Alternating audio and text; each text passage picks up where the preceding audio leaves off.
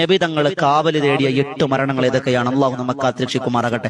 ഒന്നാമത് നബി തങ്ങൾ കാവല് തേടി, അല്ലാഹുമ്മ ഇന്നി അഊദു ബിക മിനൽ ഹദ്ം, അല്ലാഹുവേ കെട്ടിടം ഇടിഞ്ഞു വീഴുന്നതിനെ തൊട്ട് നീ ഞങ്ങളെ കാക്കണേ അല്ലാ.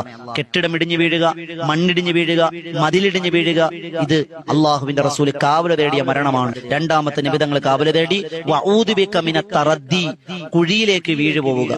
അതുപോലെ ഉയരങ്ങളിൽ നിന്ന് കെട്ടിടത്തിന് മുകളിൽ നിന്ന് താഴേക്ക് വീഴുക, അതുപോലെ കിണറ്റിൽ വീഴുക, മാൻഹോളിൽ അകപ്പെട്ടു എത്രയോ ആളുകൾ കുഴിയിലേക്ക് വീണു പോവുക, ഗർത്തത്തിലേക്ക് വീണു പോവുക. ഇതൊക്കെ അള്ളാഹുവിന്റെ റസൂൽ കാവല് തേടിയ മരണങ്ങളാണ്. 2.